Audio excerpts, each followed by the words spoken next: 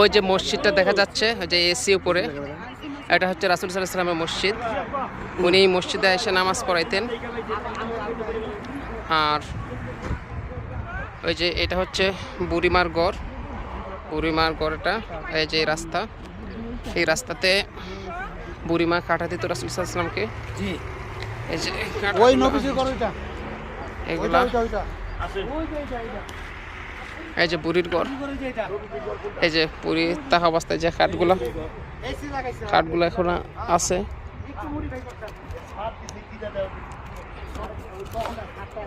দুতর ভাই একটু মুড়ি ভাই করতে যে খাট,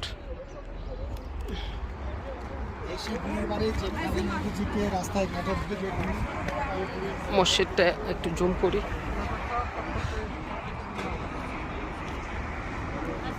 মসজিদ, এই যে মসজিদ।